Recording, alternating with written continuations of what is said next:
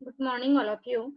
In today's lecture, we will learn our next problem based on profit and loss account and balance sheet.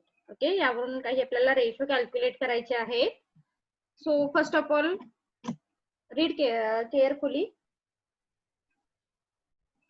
Following are the trading and profit and loss account of Sharma Limited for the year ending 31st March 2014 and balance sheet on that date. आता इथे तुम्हाला profit and loss account दिलेला आहे and balance sheet दिलेली आहे. So profit and loss account that means trading and profit and loss account असेल. Opening stock आहे, purchases आहेत, ग्रॉस प्रॉफिट आहे. शॉर्टच दिलेला आहे. सो काही ट्रेडिंग अकाउंटची बेस रेशो कॅल्क्युलेट करायचे आहेत, देन काही बॅलन्स शीट बेसवरती रेशो कॅल्क्युलेट करायचे आहे. देन जो नेक्स्ट पार्ट आहे तो प्रॉफिट अँड लॉस अकाउंटचा आहे. That means sundry expenses and net profit only just here mention in to account only. Credit साइडला सेल्स आहे अँड क्लोजिंग स्टॉक आहे and then carry forward gross profit. Okay, then balance sheet share capital, reserve and surplus, add profit for the year, then bank overdraft and creditors. म्हणजे एक part जो आहे तो कॅपिटलशी related आहे आणि त्याच्यानंतर बँक ओव्हरड्राफ्ट आणि क्रेडिटर्स जे आहे this is the current liability. Okay, these are the current liability. Asset net block दिलेला आहे, stock, debtor and cash. So stock, debtor and cash is a current asset. Okay, हे current asset आहे. Net block 5,50,000 दिलेले आहे. So ratio बघा कोणते calculate करायला सांगितलेले आहेत. You are required to calculate the following ratio and give your comment. Current ratio, quick ratio, gross profit ratio, gross profit to sale ratio म्हणजे gross profit ratio. Then stock turnover ratio, debtor turnover ratio and net profit NP means net profit to paid up capital ratio. Okay, so असे ratio आपल्याला काय करायचे आहेत त्या combine statement वरून calculate करायचे आहेत. सो चला सॉल्व्ह करायला सुरुवात करूया.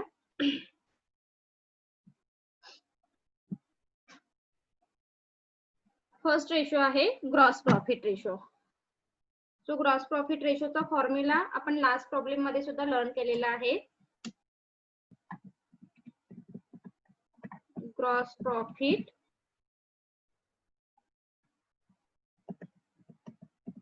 ratio is equal to gross profit divided by net sales into 100. Okay, so gross profit ratio म्हणजेच काय तर gross profit divided by net sales into 100. So problem मध्ये या ग्रॉस प्रॉफिट बघा काय आहे. आता इथे प्रॉब्लेम मध्ये डिरेक्टली दिलेला आहे. लास्ट प्रॉब्लेम मध्ये आपण जीपी फाइंड आउट केला होता कॅल्क्युलेट ऑन नेट सेल्स वरती. ओके, पण आता इथे जीपी डिरेक्टली दिलेला आहे. That means gross profit 1,50,000 and net sales म्हणजेच काय तर सेल्सची अमाऊंट आहे. तर ती किती दिसते 7,50,000. So put up in our formula.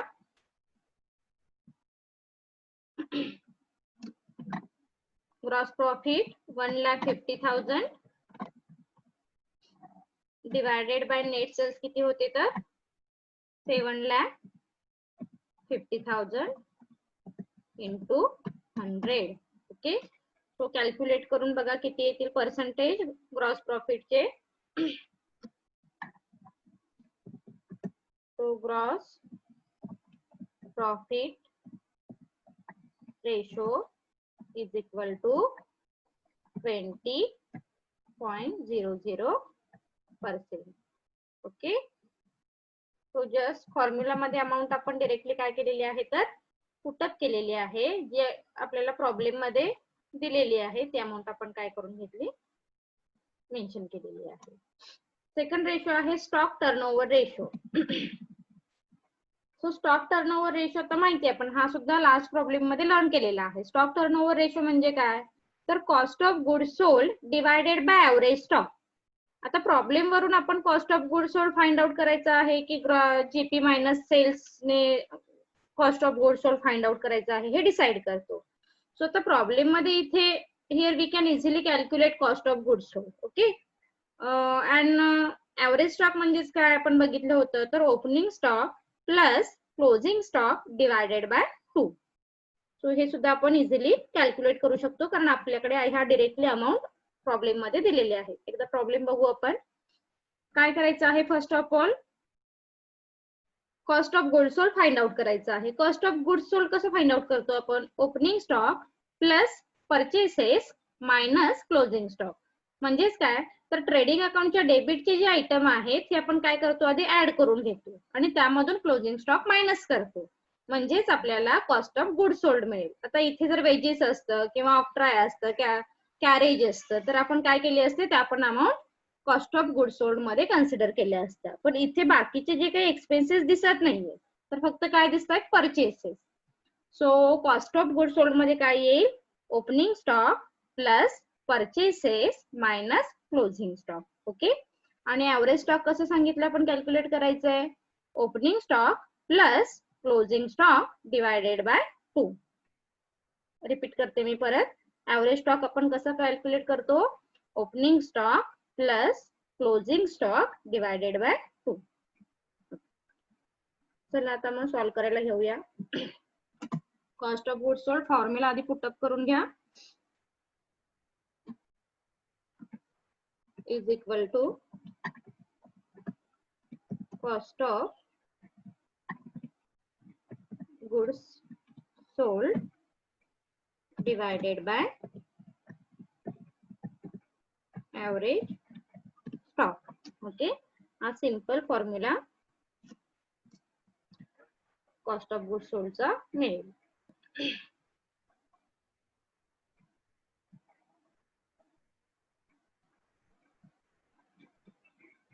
एक मिनिट.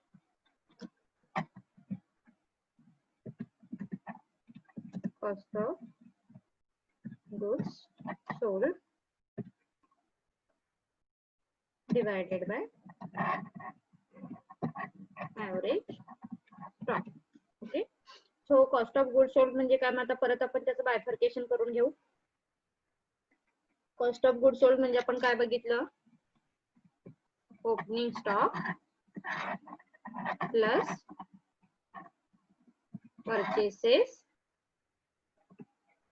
Minus closing stock. आता मी ते शॉर्ट फॉर्म मध्ये मेन्शन केलेलं आहे, तुम्ही फुल फॉर्म मध्ये मेन्शन केलं तरी चालेल. त्याच्यानंतर ऍव्हरेज स्टॉक म्हणजे काय सांगितलं होतं, opening stock plus closing stock divided by 2. Okay,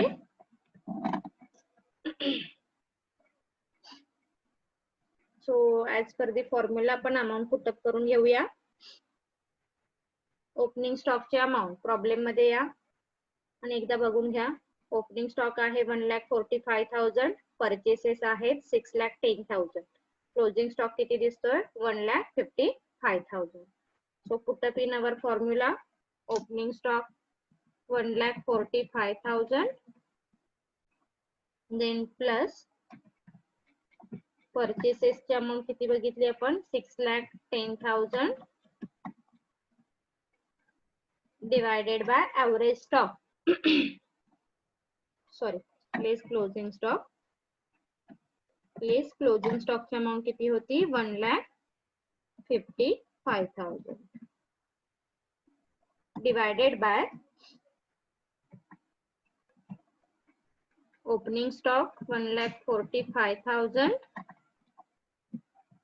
plus closing stock 1,55,000 divided by 2.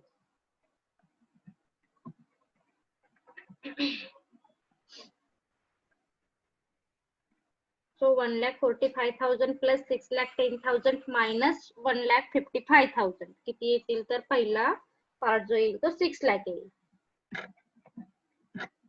Okay, divided by 1,45,000 plus 1,55,000 divided by 2. आधी हा ब्रॅकेट कंप्लीट करून घ्या आणि इथे अमाऊंट पुटअप करा, म्हणजे किती मिळेल ती अमाऊंट बघा, 1,50,000. ओके, 1,50,000. सो तुम्हाला आन्सर काय मिळेल फायनल? स्टॉक टर्नओव्हर रेशो जो आपण टाइम मध्ये कॅल्क्युलेट करतो असं लर्न केलेलं आहे. So 6 lakh divided by 1,50,000 amount मिळेल तुम्हाला 4. ओके, दॅट मीन्स आपण टाइम मध्ये मेन्शन करतो 4 time. Clear? Okay.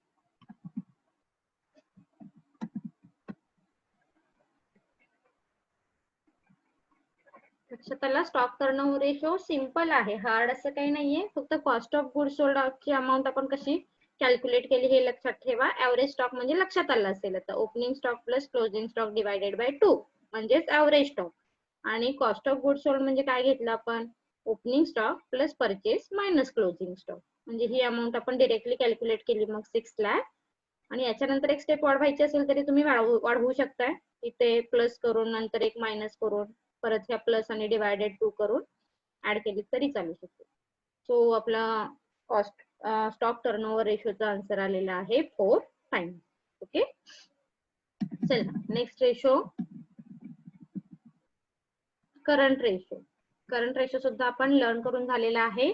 Current ratio म्हणजे आपण काय म्हणतो? Current ratio means it is the relationship between current asset and current liability. आणि करंट रेशोचं स्टँडर्ड काय लर्न केलं होतं आपण? तर 2:1. 2 आपले करंट असेट असायला हवेत आणि 1 आपली करंट लायबिलिटी असायला हवी. That means current ratio indicate short term liquidity position of the company. Okay, within the 1 year मध्ये जे ट्रान्झॅक्शन होतात त्यावरून कंपनीची जी पोझिशन इंडिकेट केली जाते, this is called the short term position. So चला सॉल्व्ह करायला घेऊ आपण करंट रेशो. करंट रेशोचा formula first of all put up करा.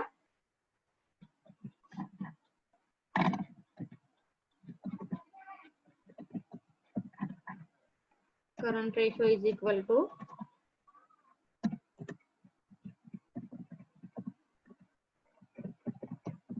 Current asset divided by current liability. Okay, आता करंट असेट मध्ये काय येईल बघा, प्रॉब्लेम मध्ये या. करंट असेट मध्ये काय येणार आहे? स्टॉक आहे, डेटर्स आहे आणि कॅश आहे. This is the current asset. Okay, आणि करंट लायबिलिटी मध्ये काय येईल मग? बँक ओव्हरड्राफ्ट आणि क्रेडिटर्स येईल. So put up in formula.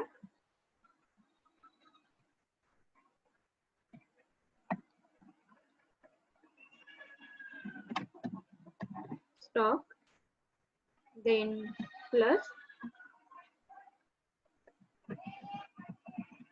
debtors then plus cash.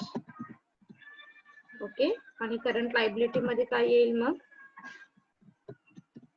Bank overdraft plus creditors. Okay, so put up amount.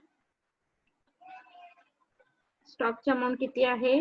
1,55,000 plus डेटर्सची amount आहे 1,80,000 and plus कॅशची amount किती दिसते? 1,20,000. Okay, divided by current liability. तर करंट लायबिलिटीची अमाउंट पुटअप करून घ्या. Bank overdraft आहे आणि creditors आहे. So bank ओव्हरड्राफ्टची amount दिसेल 35,000 प्लस क्रेडिटर्सची अमाउंट किती आहे बघा? 1,50,000. एकदा क्रॉस व्हेरीफाय केला तरी चालेल प्रॉब्लेम मध्ये. सो प्लस करून अमाउंट सांगा. 1,55,000 प्लस 1,80,000 प्लस 1,20,000 आणि नंतर डिवाइड करून मग current liability 35,000 plus 1,50,000. So plus करून अमाउंट येईल करंट असेटची 4,55,000 डिवायडेड बाय करंट लायबिलिटी येईल 1,85,000. ओके, तो तुमचा लास्ट आन्सर किती मिळेल बघा मग? 2.46 1:1. Okay, is it clear? Okay, so हा रेशो क्लिअर झाला का बघा. एक मिनिट.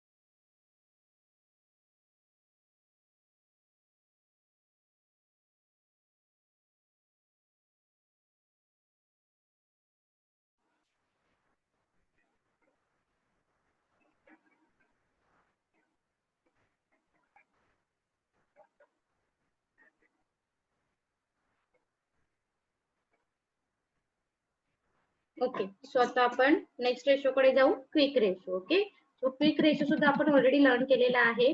क्विक रेशो म्हणजे काय, तर करंट असेट मायनस स्टॉक, म्हणजे क्विक असेट म्हणतो आपण त्याला. Quick asset is equal to current asset minus stock divided by current liability minus bank overdraft. So put up first of all in formula. Quick ratio means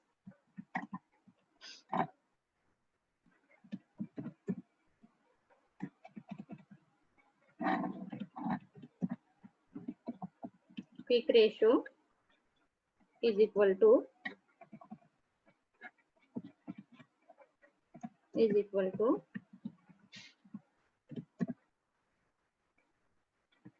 quick assets divided by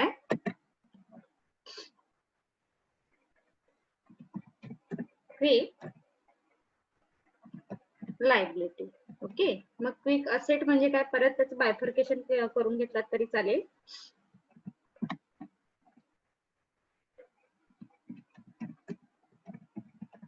quick asset is equal to, आता quick asset मध्ये काय येणार आहे, current assets minus stock. Okay, आणि quick liability म्हणजे काय येईल, तर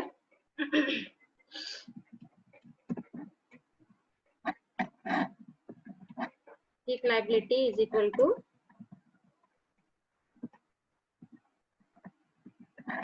current liability minus bank overdraft. Okay, so आपण फॉर्म्युला मध्ये पुटअप करून घेऊ अमाऊंट. करंट असेट आता ऑलरेडी आपण काय केलेले आहेत, कॅल्क्युलेट केलेले आहेत. सो डिरेक्टली अमाऊंट आपण करंट असेटची घेऊ शकतो. किती होती करंट असेटची अमाऊंट, 4,55,000 मायनस स्टॉकची अमाऊंट. बघा स्टॉक किती दिसतंय प्रॉब्लेम मध्ये, स्टॉक आहे 1,55,000. सो स्टॉक मायनस करायचा आहे आपल्याला. So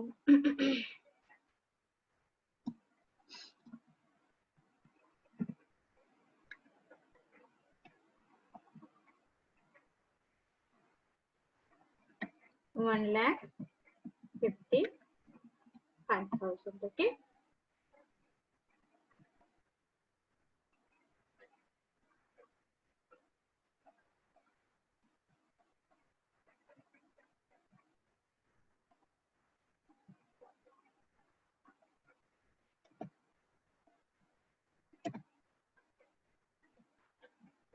$4,55,000 minus 1,55,000. Okay, then divided by current liability already आपण कॅल्क्युलेट केलेली आहे, ती किती होती, 1,85,000 मायनस बँक ओव्हरड्राफ्टची अमाऊंट किती होती, बँक ओव्हरड्राफ्ट 35,000. ओके, तो मायनस करून क्विक असेट आणि क्विक लायबिलिटी किती येईल बघा. 4,55,000 minus 1,55,000 म्हणजेच किती मिळेल तुम्हाला 3 लाख. ओके, सो 3 लाख हे काय मिळालं आपल्याला क्विक असेट मिळाले आणि क्विक लायबिलिटी म्हणजेच काय तर 1,85,000 minus 35,000 this is quick liability. So ती अमाऊंट किती मिळेल मग 1,50,000. ओके, सो चार्ज करा, कॅल्क्युलेट करा किती येईल बघा. 3 लाख डिवायडेड बाय 1,50,000 म्हणजे तुम्हाला रेशो मिळेल 2:1. ओके, मात्र करंट रेशोचं स्टँडर्ड काय आहे तर 1:1 आहे. So this is the higher than standard.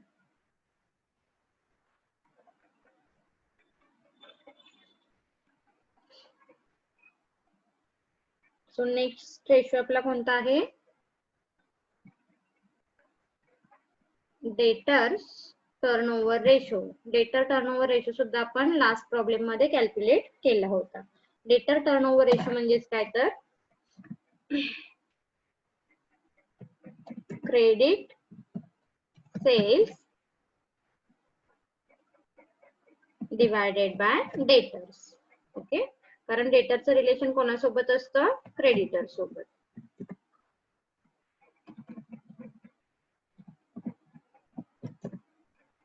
Credit sales divided by debtors. आता क्रेडिट सेल्स असं डिरेक्टली प्रॉब्लेम मध्ये दिलेले नाहीयेत बघा. प्रॉब्लेम बघितलं तर डिरेक्टली तुम्हाला सेल्स अशी अमाऊंट दिलेली आहे. सो हीच अमाऊंट आपण क्रेडिट सेल्स म्हणून काय करतो कन्सिडर करतो. सो 7,50,000. सो पुटअप करा फॉर्म्युला मध्ये अमाऊंट 7,50,000 डिवायडेड बाय डेटर्सची अमाऊंट बघा काय आहे.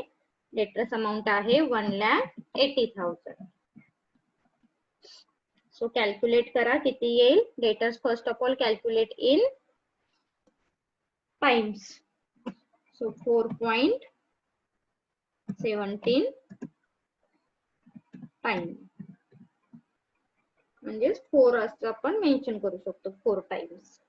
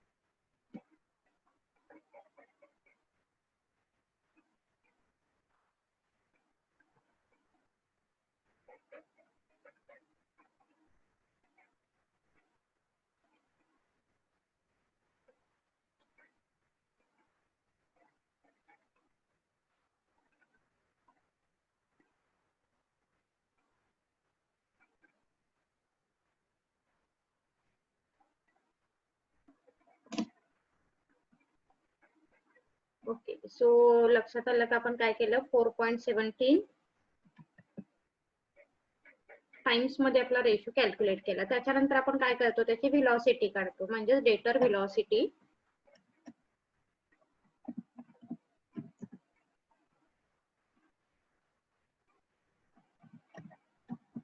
व्हेलॉसिटी रेशो म्हणजे ऍक्च्युली तो जर आपल्याला डेज मध्ये कन्वर्ट करायचं असेल तर आपण कसा कन्वर्ट करतो ते आपण लास्ट प्रॉब्लेम मध्ये सुद्धा लर्न केलेलं आहे.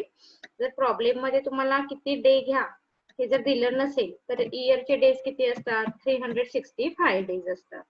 सो 365 डेज डिवायडेड बाय आपला जो टर्नओव्हर आलेला आहे डेटर्स टर्नओव्हर म्हणजेच काय तर 4.17 आणि मग तुमचं आन्सर जे मिळेल ते तुम्हाला मिळेल डेज मध्ये. सो कॅल्क्युलेट करून बघा 365 डिवायडेड बाय 4.17 म्हणजे अप्रॉक्सिमेटली तुमचा पिरियड येईल 88 days. Okay, 88 days. So this is our velocity. आणि लास्ट रेशो आहे तुमचा net profit to paid up capital ratio. आता इथे बऱ्याच वेळ तुम्हाला असे काही रेशो मिळतील जे त्याच्या हेडिंग वरूनच तुम्हाला त्याचा दोन अकाउंटचं रिलेशन काय आहे हे क्लिअर होईल. आता नेट प्रॉफिट हा एक अकाउंट दिसेल तुम्हाला, ही एक अमाऊंट दिसेल, आणि पेड अप कॅपिटल ही दुसरी अमाऊंट दिसेल. म्हणजे ह्या दोन्हींचं काय असणार आहे, one term express to another term. या दोघांचं रिलेशन काय आहे, त्यांचा एकमेकांवरती कसा इम्पॅक्ट होतो हे आपण ह्या रेशो वरून फाइंड आउट करणार आहोत. So this is the combined ratio. So calculate करा net profit after tax. Formula काय आहे त्याचा, आधी फॉर्म्युला पुटअप करून घेऊ आपण. Net profit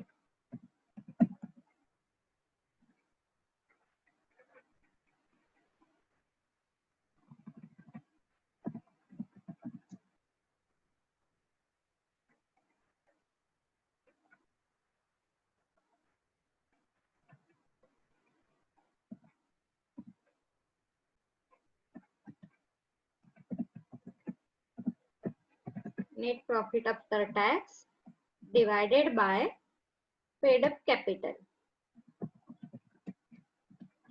Paid up share capital.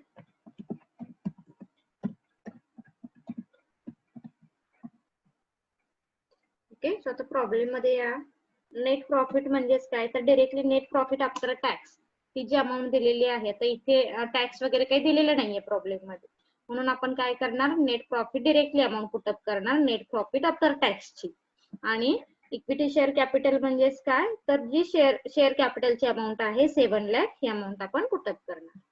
So put up in amount net profit after tax 70,000 divided by paid up share capital ची amount 7 lakh into 100 इथे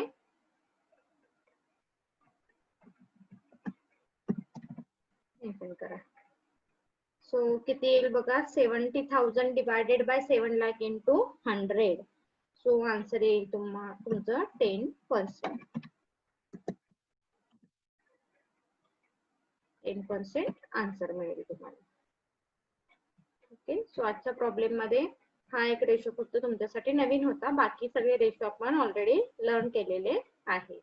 आता एक लक्षात ठेवा, इथे ऍज अ होमवर्क म्हणून ह्याच प्रॉब्लेमचं तुम्हाला काय करायचं आहे, तर क्रेडिटर्स टर्नओव्हर रेशो कॅल्क्युलेट करायचा आहे. क्रेडिटर टर्नओव्हर रेशो म्हणजेच काय येईल, तर credit purchase divided by creditors. Okay, credit purchase. आता प्रॉब्लेम मध्ये क्रेडिट परचेस दिलेले नाहीये, पण परचेसची अमाऊंट आहे ही पुटअप करणार आपण डिवायडेड बाय क्रेडिटर्स. कारण माहिती आपल्याला क्रेडिटचं रिलेशन, क्रेडिटरचं रिलेशन हे परचेस सोबत असतं आणि डेटरचं रिलेशन हे सेल सोबत असतं.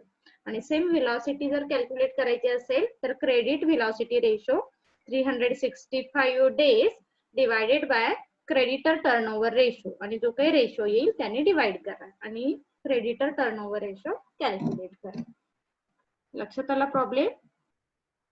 आणि ऍज अ होमवर्क म्हणून काय असेल तुम्हाला आणखी, तर ह्या प्रत्येक रेशोची कमेंट काय करायची आहे, मेन्शन करायची आहे. आता तुम्हाला माहिती आहे तिथे याच्याही आधी आपण काय बघितलेलं आहे, एक मिनिट. फर्स्ट आहे ग्रॉस प्रॉफिट रेशो. आता gross profit ratio this is the expenses ratio म्हणतो आपण. ओके, सो ग्रॉस प्रॉफिट रेशोचं स्टँडर्ड असं नाहीये, पण बेसिकली स्टँडर्ड काय ठेवतात ते प्रत्येक कंपनीवरती डिपेंडेबल असतं. सो 50% तरी जीपी तुमचा ग्रॉस प्रॉफिट रेशो असावा. सो इथे काय दिसतोय 20%. सो तुमची पोझिशन काय आहे, तर लो आहे हे तुम्ही सांगू शकता. त्याच्यानंतर करंट रेशोचं स्टँडर्ड माहितीये तुम्हाला 2:1. सो आता इथे आन्सर दिसताना काय दिसतंय 2.46. That means high satisfactory short term solvency position of the company. So these ratio indicate high satisfactory short term solvency position of the company. कारण हे higher than standard आहे, that's why. So इथे comment mention करून ठेवा. त्याच्यानंतर आलो आपण quick ratio. आता क्विक रेशोचं सुद्धा स्टँडर्ड माहिती आपल्याला काय आहे, तर 1:1. सो इथे सुद्धा दिसताना काय दिसतंय, असेट जास्त दिसतायत, लायबिलिटी कमी दिसते, म्हणजेच 1:1 पेक्षा जास्त आहे. So these ratio indicate the high satisfactory quick short term liquidity position of the company because this is higher than the standard. लक्षात येतंय? सो काय करा, प्रत्येक रेशो वरती कमेंट हे मेन्शन करून ठेवा आणि त्यातूनही काही डाऊट असेल तर तुम्ही कमेंट सेक्शन मध्ये विचारलात तरी चालेल. तर ह्याच प्रॉब्लेम वरून बघा बरं अजून आपण कोणते रेशो कॅल्क्युलेट करू शकतो.